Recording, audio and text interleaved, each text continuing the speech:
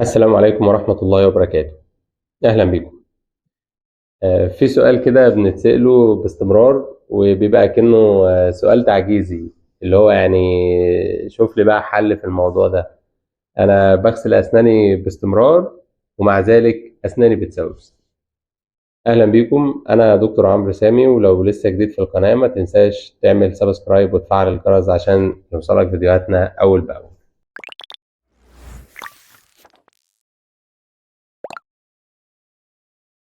عشان نجاوب على السؤال ده لازم الأول نعرف هو التسوس بيحصل إزاي. الأسنان وطبقة المينا بالتحديد، اللي بتمثل السطح الخارجي للسنة، بتحتوي على نسبة كبيرة من المعادن وعلى رأسهم الكالسيوم. التسوس يحصل لما المعادن دي تبدأ تسيب سطح السنة وتنفصل عنها. يعني التسوس كده باختصار هو إن السنة تبدأ تدوب، المكونات بتاعتها تبدأ تنفصل عنها. لما تيجي تنفصل عنها هتبدأ تسيب تجاويف أو حفر على سطح السنة. الحفر دي هي التسوس. طبعا بيبدأ يزيد، الهدف ان هو يعني يدوب ياكل السنة كلها طالما ما تعالجش. طيب ايه اللي يخلي سطح السنة يدوب، يعني المعادن دي تبدأ تسيب سطح السنة وتنفصل عنها؟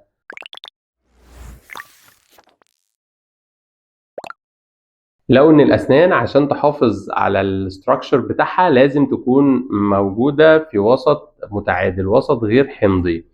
اول ما الوسط اللي هتبقى موجوده فيه يتحول لوسط حمضي هتبدا تفقد من المينرالز بتاعتها، خصوصا لو وصل لبي اتش 5.5 فيما اقل هتبدا السنه تفقد من المينرالز بتاعتها. طب ده بيحصل ازاي؟ ده بيحصل بطريقتين، يا اما طريقه مباشره او طريقه غير مباشره. الطريقه المباشره انك انت تقدم احماض جاهزه كده للسنه، زي الصودا مثلا، زي مثلا الليمون، البرتقال، اي حاجه بتبقى اسيدك انت تقدمها دايركت على سطح السنه. طبعا بتخلي السنه تبدا تفقد من المينرالز اللي موجوده فيها. الطريقه الثانيه طريقه غير مباشره، هو ان الحمض ده انت مش بتقدمه بطريقه مباشره، ولكن بيتكون بميكانيزم معين. ازاي بيتكون؟ تيجي تاكل، تمام، هيبقى فيه بقايا اكل وبقك فيه لعاب. اللعاب بيبقى فيه مركبات لزجه بتروح تلزق على سطح السنه دي، تاخد معاها شويه من بقايا الطعام اللي هو ما اتشالش من على سطح السنه، ويجي يلزق عليهم بكتيريا. اصبح فيه طبقه، الطبقه دي بنسميها دنتال بلاك. دي بتبقى عباره عن مجتمع عايش في البكتيريا، متوفر فيه كل سبل اللي محتاجاها البكتيريا عشان يتكاثر اكتر ويطلع منها سلاسل اكتر. البكتيريا لما تيجي بقى تشتغل على الغذاء اللي موجود في الطبقه دي اللي انت قدمته لها عن طريق الاكل اللي انت اكلته، بالذات لو كان سكريات، بيبدا يطلع منها مخلفات. المخلفات دي بتكون اسيدك، بتكون مخلفات حمضيه، فبالتالي بتخلي برضو السنه تفقد من المينرالز اللي موجوده فيها. طيب هتيجي دلوقتي تقول لي طب ما يعني كده معناه ان بقايا الطعام اللي تتواجد على الاسنان هو السبب في حدوث التسوس وانا بغسل اسناني. طب ليه برضو اسناني بتسوس؟ طيب عشان بقى نعرف بقى ايه اللي بيخلي اسنانك بتسوس رغم انك انت بتغسل اسنانك صح. في 11 سبب لازم تكون عارفهم يخلوا الاسنان تسوس رغم انك انت بتغسل اسنانك. ال 11 دول انا مقسمهم لفئتين، 5 منهم انت مسؤول انك انت لازم تعالج المشكله. 5 الاولانيين اللي هتكلم عنهم دول انت مسؤول انك انت لازم تعالج السبب اللي حاصل ده، واقول لك هتعالجه ازاي. الستة التانيين دول انت يعني مش بايديك، يعني انت عندك مشكلة معينة هي مش بايديك، ولكن المطلوب منك انك انت تكون مهتم وما تهملش بأي ظرف من الظروف، لان انت استجابتك للتسوس اكتر بكتير من الشخص اللي ما عندوش المشكلة اللي عندك. نبدأ أول حاجة بالخمس أسباب الأولانيين اللي هو أنت المفروض تعالج كل سبب فيهم زي ما هقول لك.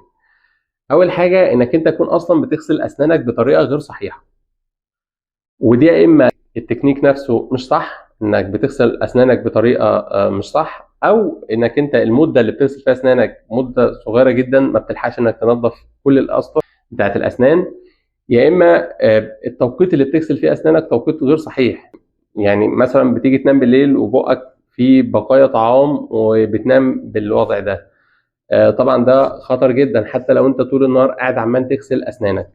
فدي اول حاجه، انك انت تكون بتغسل سنانك بطريقه غير صحيح، يا اما المده، يا اما التكنيك نفسه، يا اما التوقيت اللي بتغسل فيه اسنانك غير صحيح. تاني حاجه انك تكون بتعتقد ان غسيل السنان هو كل حاجه المفروض اعملها في تنظيف الاسنان. طبعا ده مفهوم خاطئ. الاسنان فيها اسطح، الفرشه ما بتجيبهاش، وهي الاسطح اللي هي بتبقى ايه بين الاسنان وبعضها. الاسطح دي الفرشه عمرها ما هتجيبها. طب هتنضفها ازاي؟ لازم تستخدم خيط الاسنان او المعروف بالدنتال فلوس. البروسيس دي اسمها فلوسنج. لازم بتجيب خيط الاسنان وتمرره بين كل سنه والتانيه. تالت حاجه ان اللايف ستايل بتاعتك في الاكل والشرب ما تكونش صحيه خالص للاسنان. يعني انت بتغسل سنانك وبتغسل سنانك صح وبتعمل فلوسنج، بس انت قاعد عمال تدخل شوجرز كتير، يعني سكريات كتير في الاكل اللي بتاكله، بتشرب صودا كتير. يعني غسيل الاسنان مش ملاحق على حاجه زي كده. وبرضه لازم تعدل من اللايف ستايل بتاعك في الاكل والشرب. هتشرب مثلا صودا، يبقى في الحاله دي ممكن تشربها بشاليمو، ما تشربهاش بكميات كبيره. لو ما شربتهاش بشاليمو مش على طول هتقوم تغسل سنانك، لان في الوضع ده بيكون اصلا زي ما قلنا، والوسط اللي على الاسنان بيكون وسط حمضي، فسهل جدا المينرالز تبدا تخرج من تسيب سطح السنه وتنفصل عنها. عمليه البراشنج او غسيل الاسنان هيزود الموضوع ده. فاللايف ستايل لازم تعدله عشان يساعد ان اسنانك ما تسوست بسهوله. رابع حاجة هو وجود أماكن في الأسنان بنسميها non self cleansable areas، أماكن مش من السهل تنظيفها. طب ده بيحصل إزاي؟ يا إما السنة نفسها يكون الأناتوم بتاعها فيه نتوءات وثنايا عميقة وكتيرة. دي بتبقى موجودة على سطح غالبا، يعني في الضروس، في السطح اللي هو بيطحن الأكل. لما بتكون النتوءات دي عميقة فبتكون عرضة للتسوس.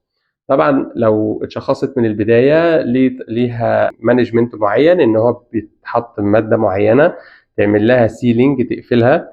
الإجراء ده بنسميه بيتس اند فيشر سيلانت، بحيث يمنع ان الثنايات دي والنتوءات دي تبقى سبب لتسوس الأسنان. دي أول حاجة. تاني حاجة هو وجود حشوات أو تركيبات يعني معمولة بطريقة غير صحيحة، يعني حصل فيها اوفر هانج، يكون في المارجن مثلا بتاع التركيبه مش مقفله على السنه كويس. فده بيخلي البكتيريا تروح يعني في الاماكن ديت، ويكون من الصعب جدا تنظيفها. ولا فرشه الاسنان ولا خيط ولا اي حاجه خالص هتساعدك انك انت تنظف الاماكن دي. طب المفروض تعمل ايه؟ لازم الحشوات دي تغيرها، لازم التركيبات دي تغيرها، تعمل غيرها تكون معموله بطريقه صحيحه تساعدك على انك انت تنظف اسنانك بطريقه صحيحه. برضه تزاحم الأسنان بيلعب دور كبير جدا في تسوس الأسنان، لأن بيبقى من الصعب إنك تنظف الأسنان كويس. الأكل بيتحشر بين الأسنان وبيبقى صعب خروجه. طبعا الحل هنا هو تقويم الأسنان. برضه ضرس العقل المدفون دفن جزئي بيبقى يعني ما بيسمحش إن الأكل اللي بيتحشر في المكان ده يتنضف بسهولة. فطبعا لازم وجود ضرس زي ده لازم يتخلع، لأن وجوده أصلا هيخليه هو يسوس ويخلي الضرس اللي قبل منه يسوس. خامس حاجة التدخين ليه دور كبير في التهابات اللثة وتآكل الأربطة والعظم اللي حوالين الأسنان. طبعا ده لما بيحصل أكيد اللثة هتبدأ تهبط، الجذور بتاع السنة يبدأ يبان، والجذور بتبقى أضعف من طبقة المينا، فبتبدأ تسوس بكل سهولة. فطبعا انت دورك في الموضوع ده انك انت تبطل تدخين، لان التدخين بيأثر على الأربطة بتاعت السنة وعلى السنة نفسها زي ما قلت لك. دول كده 5 أسباب. ال5 أسباب دول انت لازم تعالجهم. انت مسؤول انك انت تحل، يعني لو عندك سبب من الأسباب دي لازم تعالج السبب ده علشان تحافظ على صحة أسنانك. 6 أسباب بقى التانيين اللي أنا هتكلم عنهم، دي أسباب أنت مالكش دخل بيها، ولكن لازم تكون عارف إنك أنت تهتم بأسنانك كويس جدا. لو في حاجة معينة لازم تعملها لازم يعني تلتزم بيها. أول حاجة السلايفا أو اللعاب. اللعاب بيختلف من شخص للتاني في حاجتين: في القوام بتاعه وفي التكوين بتاعه. في شخص بيكون اللعاب بتاعه مائي، بيبقى خفيف وبيساعد على غسيل الأسنان. يعني في اشخاص ممكن تكون ما بتغسلش اسنانها واسنانها فعلا ما بتسوس، واللي بيساعدها في حاجه زي كده هو اللعاب. اللعاب بيكون من النوع المائي اللي بيساعد على غسيل الاسنان، ولكن دي مش دعوه انك انت ما تغسلش اسنانك، لان انت لو يعني سنانك ما سوستش هيبقى في مشاكل في الاربطه بتاعه الاسنان ويحصل جيوب بسبب عدم غسيل الاسنان. فاللعاب المائي بيساعد على غسيل الاسنان. على الجانب الاخر في اللي هو اللعاب اللي هو بيكون مور فيسكس او بيكون لزج. اللعاب ده اصلا بيساعد ان بقايا الطعام تلزق على سطح السنه هي والبكتيريا، ما بيساعدش في غسيل الاسنان. برضو لو كان اللعاب المكونات بتاعته ما بتحتويش على كميه كافيه من المينرالز، ما فيهوش معادن، يعني ما بيساعدش على عمليه الريمينراليزيشن. يعني مثلا لو فرضا حد شرب صودا وبدأ يحصل ان المينرالز تسيب سطح السنه، دي العمليه دي اسمها ديمينراليزيشن، المينرالز او المعادن سابت سطح السنه. اللعاب بقى لما يكون التكوين بتاعه فيه مينرالز يبدأ يدي السنه تاني المينرالز اللي هي محتاجاها. طبعا شرب الميه بيساعد في حاجه زي كده. برضو وجود اجسام مضاده في اللعاب بتساعد ان هي تقتل البكتيريا اللي بتعمل تسوس او بتعمل التهابات في اللثه.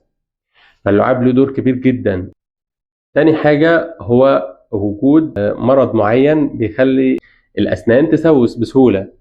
زي إيه؟ زي مثلا الارتجاع. يعني ده شخص بيكون الأحماض الموجودة في المعدة بترد تاني على بقه. طبعا دي أحماض بتبقى خطر جدا على سطح السنة، ولو اتكررت بشكل مستمر طبعا أكيد الأسنان هتسوس. فده لازم تروح تكشف وتاخد الأدوية اللي هتساعدك إن حاجة زي كده ما تحصلش. او مثلا حاجه زي مرض زي السكر.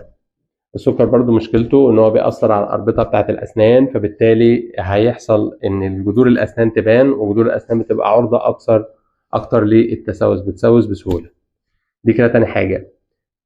تالت حاجه هو استخدام ادويه. الادويه دي بتثبط جهاز المناعه زي الكورتيزون.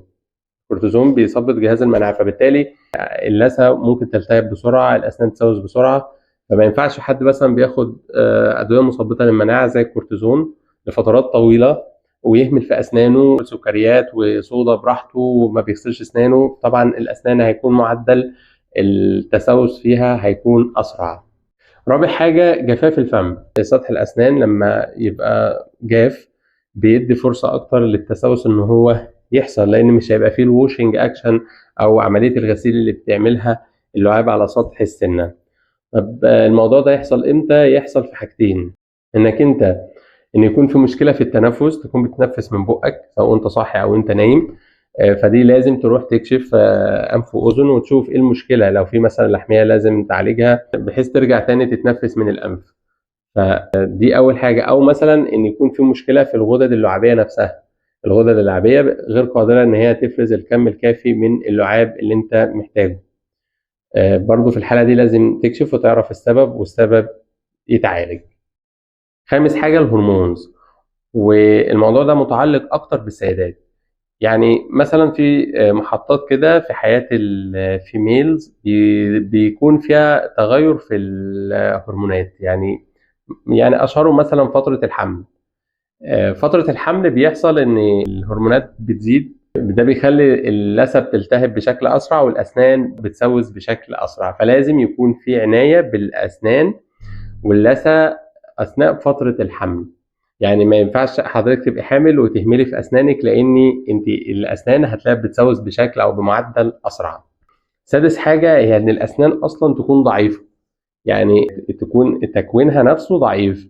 وده بيحصل يا اما بسبب عامل وراثي، ان هي الاسنان نفسها اتورثت ان هي طلعت ضعيفه فيها مشكله، يا اما اثناء تكوينها مثلا في عامل خارجي تعرضت لها الاسنان دي خلى تكوينها ضعيف، زي مثلا المياه الابار او المياه اللي بتحتوي على كميه كبيره من الفلورايد. ده بيحصل مثلا لو الام شربت اثناء الحمل مثلا مياه ابار فيها فلورايد كبيره. في الحاله دي طبقه المينا ممكن يحصل فيها ديفكت، ان يعني يحصل فيها هايبوكالسيفيكيشن، كميه الكالسيوم اللي موجوده في طبقه المينا تقل، فبالتالي هتبقى عرضه اكتر للتسوس. طبعا حد زي ده لازم يكون عارف طبيعه المشكله اللي عنده، ولازم اهتمامه بالاسنان يكون اكتر، وما ينفعش ان هو يهمل في اسنانه. كده احنا نكون قلنا 11 سبب. ممكن يكون عندك سبب منها وانت مش واخد بالك وتقول انا بغسل سناني واسناني بتسوس. لازم تكون عارف كل الاسباب دي اللي بتخلي الاسنان تسوس حتى لو انت بتغسل اسنانك، علشان تكون عارف ازاي هتتعامل معاها. حابب اشكركم، ولو في موضوع معين حابين نتكلم عنه سيبوهولي في الكومنتات. والسلام عليكم ورحمة الله وبركاته.